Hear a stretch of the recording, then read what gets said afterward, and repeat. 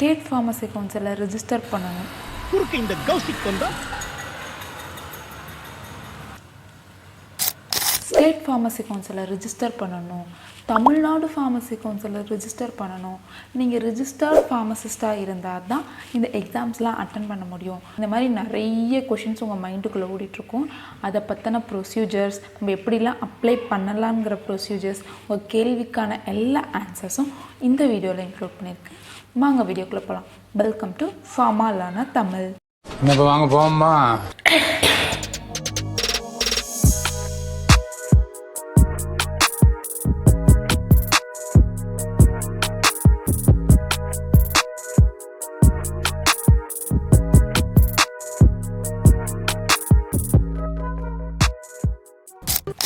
இந்த வீடியோவில் நம்ம என்னெல்லாம் பார்க்க போகிறோன்னா, who can register, what is registered pharmacist, uses of registered pharmacist, எப்போல்லாம் நம்ம ரினிவல் பண்ணணும், எப்படியெல்லாம் ரினிவல் பண்ணலாம், அப்புறம் இதுக்கான ஃபீஸ் என்ன, ஆன்லைன் ப்ரொசீஜர் என்ன, ஆஃப்லைன் ப்ரொசீஜர் என்ன, இதெல்லாமே நான் இந்த வீடியோவில் இன்க்ளூட் பண்ண போகிறேன். ஃபஸ்ட், ஹூ கேன் ரிஜிஸ்டர், யார் ரிஜிஸ்டர் பண்ணலாம் அப்படின்னு சொல்லிட்டு பார்க்கலாம். நீங்கள் ஃபார்மசியில் ஒரு டிகிரி கம்ப்ளீட் பண்ணியிருந்தா, example D.Pharm diploma of pharmacy, bachelor of pharmacy, doctor of pharmacy, PharmD, இது எது கம்ப்ளீட் பண்ணியிருந்தாலுமே நீங்கள் இதுக்கு ரிஜிஸ்டர் பண்ணலாம். ரிஜிஸ்டர் பண்ணிவிட்டு ரிஜிஸ்டர்ட் ஃபார்மசிஸ்ட் அப்படின்னு சர்டிஃபிகேட் வாங்கிக்கலாம்.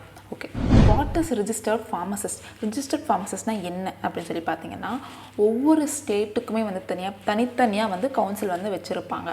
அந்த கவுன்சில் நம்ம தமிழ்நாட்டுக்கு என்ன இருக்குது அப்படின்னு சொல்லிட்டிங்கன்னா, TNPC தமிழ்நாடு ஃபார்மசி கவுன்சில் இருக்குது.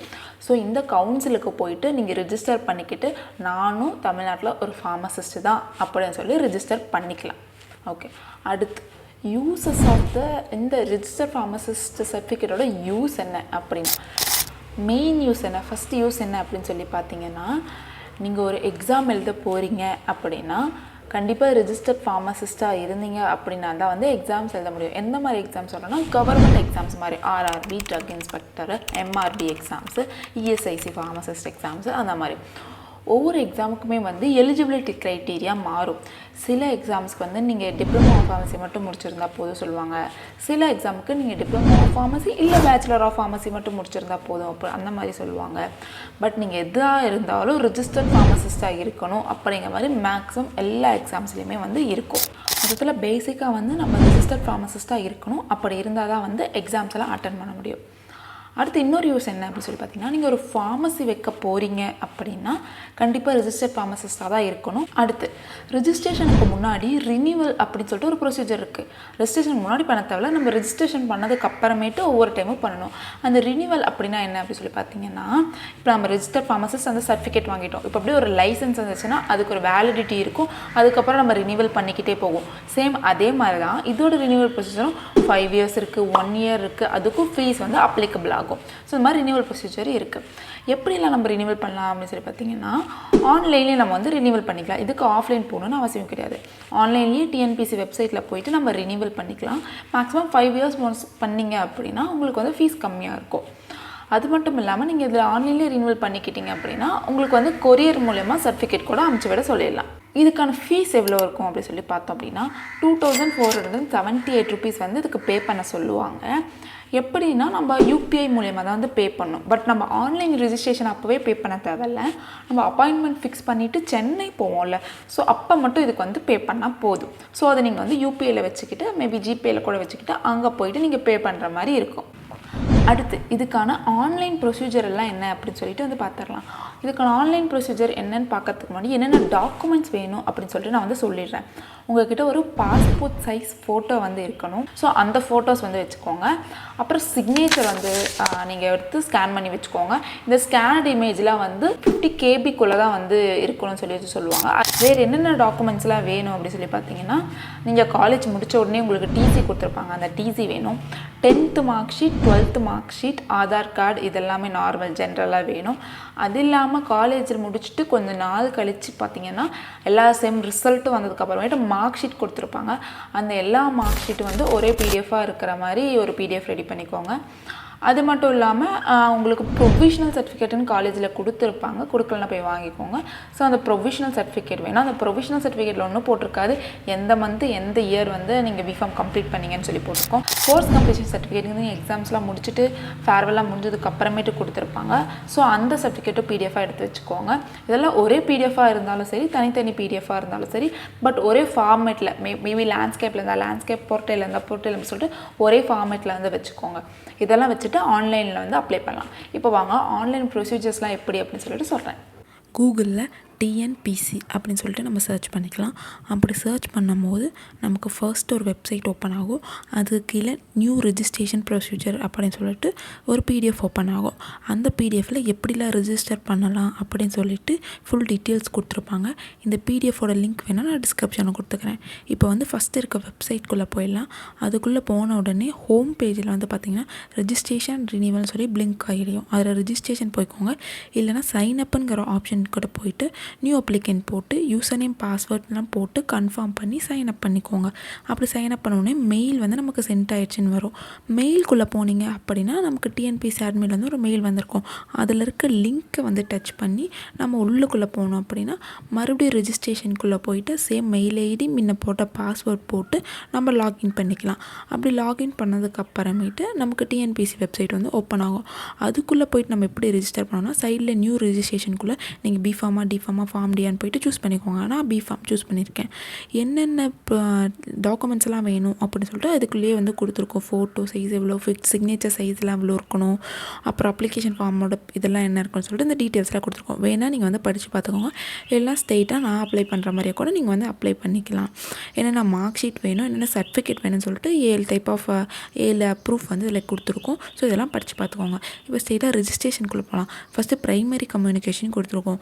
அதில் ரெசிடென்ஷியலாக ப்ரொஃபஷனலாக சூஸ் பண்ணிக்கோங்க. ரெசிடென்ஷியல்னால் நம்ம வீடு, நேட்டிவ் வந்து நேட்டிவாக ட்ரான்ஸ்ஃபர், நேட்டிவான இப்போ இருக்க போகிறோம், ட்ரான்ஸ்ஃபர்னால் வேறு ஸ்டேட்டுக்கு மாறுவோம் அப்படின்னு சொல்லிட்டு அர்த்தம். அப்புறம் Aadhaar number, name, initial, father name, mother name, date of birth இதெல்லாம் கொடுத்துக்கோங்க. அப்புறம் உங்களோட ஃபுல் அட்ரஸ்லாம் வந்து எப்படி ஆதார் கார்டில் இருக்கோ அதே மாதிரி அட்ரஸ் வந்து இதில் கொடுத்துக்கோங்க. அதுக்கப்புறமேட்டு மெயில் ஐடி அதுவே வந்து ஜென்ரேட் ஆகி வந்துடும். பிளட் குரூப், உங்கள் பிளட் குரூப் வந்து நீங்கள் சூஸ் பண்ணிக்கோங்க. ப்ரொவிஷனல் அட்ரஸ்னால் நீங்கள் வந்து சேஞ்ச் ஆக போகிற அட்ரஸ், ஸோ அதை வந்து நீங்கள் என்டர் பண்ண தேவையில்ல. அப்புறம் ஹெச்எஸ்சினா நீங்கள் 12th எடுத்த ஸ்கூல் நேம் என்ன, எந்த இயர் ஆஃப் மந்த் ஆஃப் பாஸிங்கு, எந்த இயர் ஆஃப் பாஸிங்கு இதெல்லாம் வந்து கொடுத்துக்கோங்க. அப்புறமேட்டு உங்கள் ஹால் டிக்கெட்லேயே வந்து ரிஜிஸ்டர் நம்பர் இருக்கும். ஸோ இந்த ரிஜிஸ்டர் நம்பரும் வந்து கொடுத்து நீங்கள் வந்து என்டர் பண்ணிக்கோங்க. அடுத்து குவாலிஃபிகேஷன் நீங்கள் பிஃபார்மா ஃபார்ம்டியா எல்லாம் வந்து செலக்ட் பண்ணிக்கோங்க. அப்புறமேட்டு நீங்கள் எந்த இன்ஸ்டியூட் படிச்சிங்க, நான் எம்ஜிஆர் யூனிவர்சிட்டி படித்தேன், நீங்கள் எந்த இன்ஸ்டியூட் படிச்சிங்களோ அதை போட்டுக்கோங்க. Qualification from year to year அது உங்களுக்கே தெரியும். ஸோ அது வந்து நீங்கள் என்டர் பண்ணிக்கோங்க. அதுக்கப்புறம் சைடில் வந்து மந்த் ஆஃப் பாஸிங் வந்து கொடுத்துருக்கோம். மந்த் ஆஃப் பாஸிங்லாம் எதில் இருக்கணும், ப்ரொவிஷனல் சர்டிஃபிகேட்டில் இருக்கும். அதில் போய்ட்டு எந்த மந்த்து கொடுத்துருக்கோ, எனக்கு செப்டம்பர் கொடுத்துருந்துச்சு, உங்களுக்கு எந்த மந்த்து கொடுத்துருக்கு, அப்புறம் எந்த இயர் கொடுத்துருக்கு அப்படின்னு சொல்லி வந்து பார்த்து டைப் பண்ணிக்கோங்க. ப்ரொவிஷனல் சர்டிஃபிகேட்லாம் ஒன்றும் இல்லை, நம்ம காலேஜில் வந்து கொடுப்பாங்க, அதுதான் ப்ரொவிஷனல் சர்டிஃபிகேட்டு. அப்புறம் சேவ் பண்ணிக்கோங்க. சேவ் பண்ணும்போது பார்த்தீங்கன்னா ஃபோட்டோ அண்ட் சிக்னேச்சர் வந்து கேட்கும். அப்போ கீழே போய் அப்லோட் ஃபோட்டோ கொடுத்துட்டு உங்கள் ஃபோட்டோ எவ்வளோ இருக்குது, சிக்னேச்சர் என்ன இருக்கோ அதை குறிப்பிட்ட சைஸில் கொடுத்துக்கோங்க. அப்புறம் டாக்குமெண்ட்ஸ்லாம் வந்து அப்லோட் பண்ண சொல்லும். அப்புறமேட்டு அப்லோட் டாக்குமெண்ட்ஸ் கொடுத்துட்டு நான் மல்டிபிள் டாக்குமெண்ட்ஸ் போயிருந்தேன். மல்டிபிள் டாக்குமெண்ட்ஸை தனித்தனியாக டிசி தனியாக, அதர்ஸ் தனியாக, ஹெச்எஸ்சி மார்க் ஷீட் தனியாக, கோர்ஸ் கம்ப்ளீஷன் தனியாக, இப்படியே பண்ணலாம். கன்சால்டேட்னா ஒரே பிடிஎஃபாகவும் நீங்கள் வந்து அப்லோட் பண்ணலாம். இப்படி போயிட்டு மல்டிபிளில் போயிட்டு ஒவ்வொன்றா வந்து செலக்ட் பண்ணிக்கோங்க. ஒவ்வொன்றா செலக்ட் பண்ணிவிட்டு அங்கே சூஸ் ஃபைல்னு இருக்குல்ல, அந்த சூஸ் ஃபைலை நீங்கள் வந்து கிளிக் பண்ணிங்க அப்படின்னா உங்கள் ஃபைலை சூஸ் பண்ணி அதுக்குள்ளே அப்லோட் பண்ணிக்கலாம். அப்புறம் ஓகே கொடுத்துட்டு சேவ் பண்ணி சப்மிட் வந்து கொடுத்துக்கோங்க. அப்படி சப்மிட் பண்ணிட்டீங்கன்னா உங்கள் ஃபார்ம் வந்து சக்ஸஸ்ஃபுல்லாக சப்மிட் ஆகிடுச்சு அப்படின்னு சொல்லி அர்த்தம். கொஞ்சம் நேரம் வெயிட் பண்ணிங்க, ரிஜிஸ்ட்ரேஷனும் வந்து சக்ஸஸ்ஃபுல்லாக ஆகிடும். ஒரு 2 மினிட்ஸில் எனக்குலாம் ஆகிடுச்சு. அதுக்கப்புறமேட்டு உங்கள் அப்பாயின்மெண்ட் எப்படி ஃபிக்ஸ் பண்ணலாம் அப்படி சொல்லிட்டு பார்த்தீங்க அப்படின்னா ஃபஸ்ட்டு நீங்கள் வந்து அப்ளிகேஷனோட ஸ்டேட்டஸை வந்து செக் பண்ணிக்கோங்க. சப்மிட் அப்படி சொல்லிட்டு வந்துடும். அப்புறமேட்டு கொஞ்ச நேரம் கழிச்சு மெயிலுக்கே போனீங்க அப்படின்னா உங்களுக்கு அப்பாயின்மெண்ட் ஃபிக்ஸ் பண்ணுறதுக்கான லிங்க் வந்துருக்கும். ஸோ அந்த லிங்க்கை வந்து செக் பண்ணிங்க அப்படின்னா உங்களுக்கு ஸ்ட்ரெயிட்டாக டிஎன்பிசி வெப்சைட்குள்ளே போயிடும். அதுக்குள்ளே போனதுக்கு அப்புறமேட்டு எப்பயும் போல் வந்து நீங்கள் லாகின் பண்ணிக்கணும்.